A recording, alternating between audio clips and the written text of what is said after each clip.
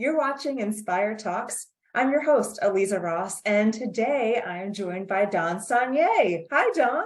Hi, I'm super Good. glad to be here. I'm happy that we're together today. How are you doing? Great. I'm getting excited for AOTA Inspire.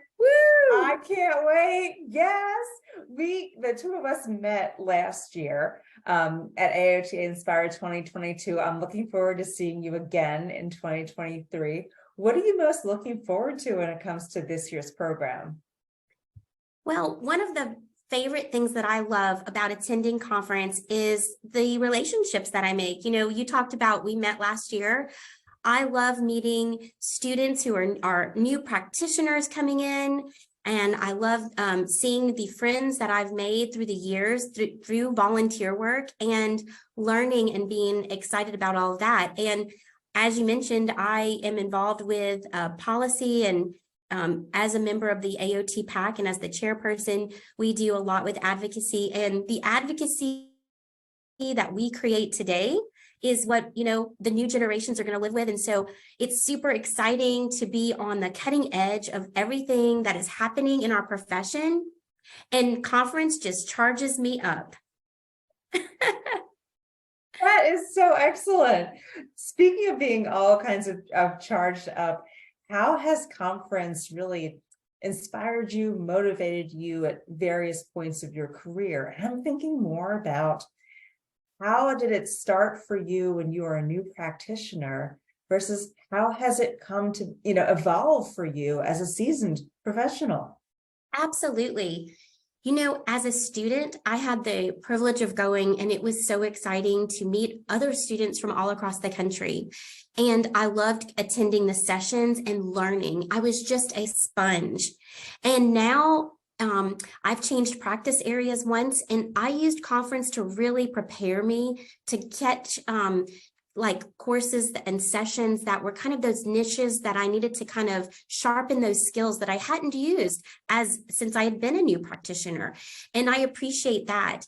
I've also learned so much about changes in the profession, new areas, learning new tips and tools. I always love bringing back information to my coworkers and sharing and trying new techniques and applying them with the clients that I work to serve. And it's exciting. The clients even get excited, like, what are you going to take back to us and bring? And I love it. And saying, look, this really worked. And I learned from other people, and seeing all of the poster sessions is a really nice way, if you don't have much time in between events, to catch a bunch of different ideas and information, learn about new items and tests or new techniques. And that has helped me a lot. And then also, I've loved going to all the events that conference has. You know, there's tons of networking, even if you attend virtually, which, you know, hey, we've learned so much in the last few years.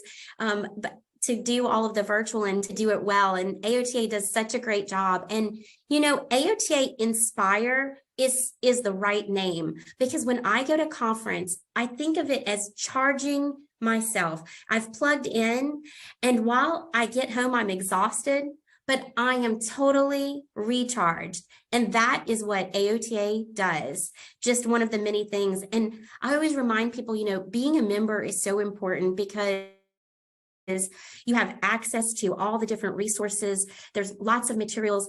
As a currently I work as a school practitioner, and sometimes you're the only practitioner in an area, and I can just log in and get some quick tips or some information sheets or just different tools and resources that are so available to me right at my fingertips. So I love that. And AOTA Inspire brings it all together. It's my recharge, reboot hub time. Oh, you just made so many great points in there. I'd love to tease out so many of them. You talked about, sometimes it's hard to be a practitioner in an area where there just aren't many like you around.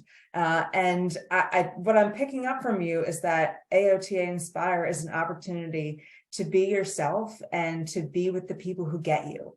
and to have that opportunity to recharge in your own community, which is so very valuable.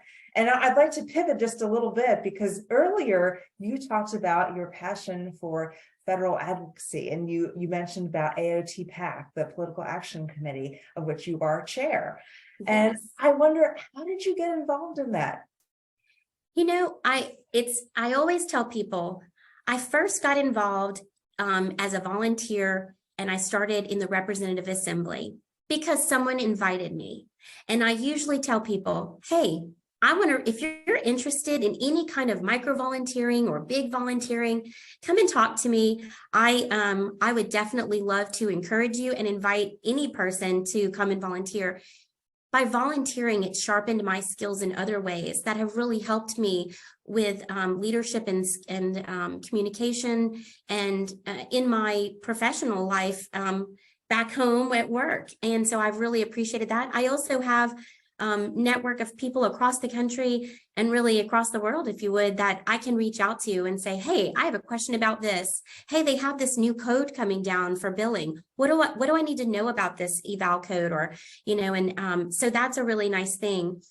And I love doing the political action as an AOT PAC chairperson, because advocacy, although sometimes seeming far removed, is really what guides a lot of what we do. Policy really gives us identity. It says an occupational therapist or an occupational therapist assistant can do this. It talks about our funding. It talks about access to services for the clients. It says, you know, what we can do and where we can do it.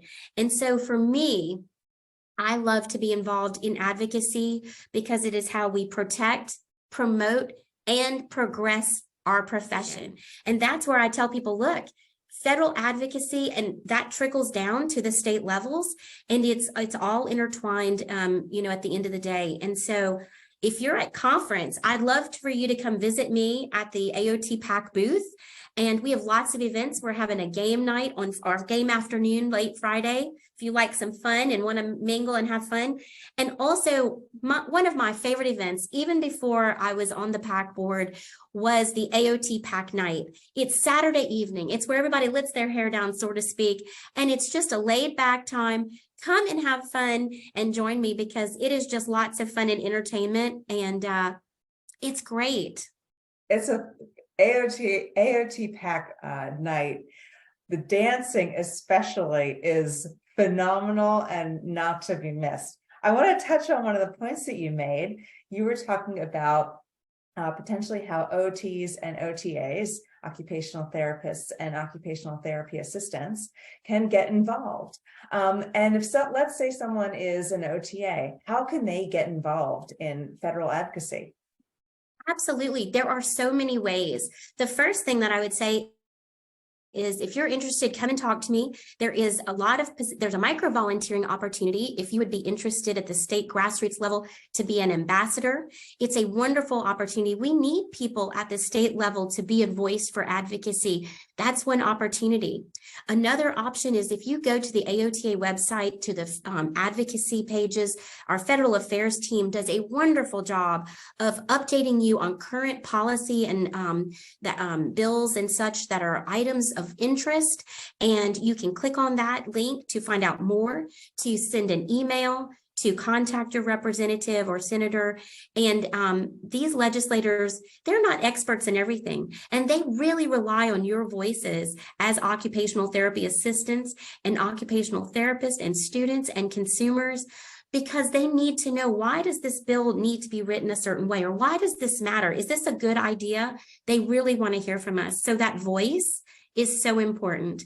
And there's many more ways to get involved as well. Those are a few off the top of my head. And that's another reason to maintain your membership, is that by clicking on those pages, you get to keep up to date on what legislation and policies are impacting us in the practice area, and how that trickles down to our clients. So that's really an exciting thing. And one other thing we do every September is the AOTA Heal Day, and we do have a virtual component to that. And hopefully we'll be in face-to-face this year. Let's hope, knock on wood. And there's lots of opportunities, but if you're interested, I would love to hear from you and come in and visit me and talk with me at the booth, or reach out to me through email or social media. This is amazing, Dawn. There are so many ways to connect in all different levels, it sounds like, of advocacy. Federal advocacy, state advocacy, self-advocacy is very important, as well as everyday advocacy. There are so many different kinds. Thank you for the work that you're doing with AOT PAC. And I wonder, can I ask you one more question? Sure. Thank you. Can you talk about how membership and PAC align? Yes. So the AOT PAC, one of our main jobs is fundraising, and the only group of people that we can fundraise through and from is through the membership. The membership are so important to us, and that is because we, as AOTA, has the PAC is the only legal way for an organization like AOTA to raise monies that can be used, and we look through the lens of occupational therapy. We're really focusing on those policies and champions that support AOTA's legislative efforts and occupational therapy as a practice, looking at those. And so that's so exciting. The funds that we and the legislators that we supported this year, it was a very a legislative goal in that I think it was 87 out of 88 candidates that we supported were elected, and that's a wonderful. We're good stewards of the money, and our main focus is to really help to impact those policies. And this is the only legal means for an association like AOTA to do that. And so we can only solicit through members. And so your membership, AOT PAC is one of those values, but all of the resources at your hands are a value. You've got a group of staff that work for us at AOTA that we can pick up the phone and say, hey, I have a question as a member. And they are there to help us at the state level and at that federal level. And also on that individual level where we can just snoop around in the middle of the night looking for those articles or those resources that we need. So, so there's many reasons to continue to be an AOTA member. And I always encourage students of that as well. And, you know, it's really great that AOTA has done new membership levels, and they're really affordable.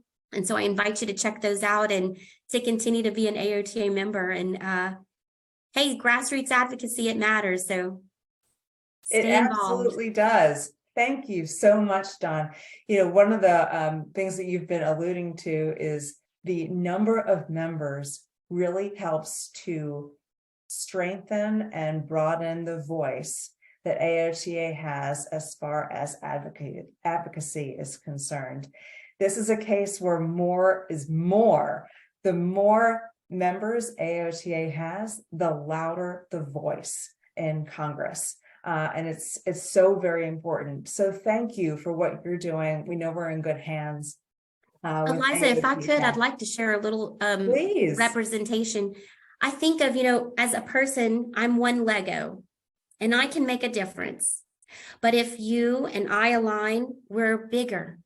But if we get all of our AOTA voice together, occupational therapists, occupational therapy assistants, students, and the clients that we represent, all of this voice comes together. And if you see that Lego tower that's built, you can't miss it. And we are a voice. And this is just one of the avenues that we use. And so thank you for being an AOTA member. And I look forward to seeing you at conference. I truly can't wait. You are speaking to my soul with Legos. Thank you so much, Dawn, for joining me today. And thank you for watching AOTA Inspire Talks, a limited video series as we approach the largest occupational therapy event in the calendar year. That's AOTA Inspire Annual Conference and Expo this year in Kansas City, Missouri, or Missouri, wherever you're from, April 20th to 23rd, 2023. Register and learn more at inspire.aota.org.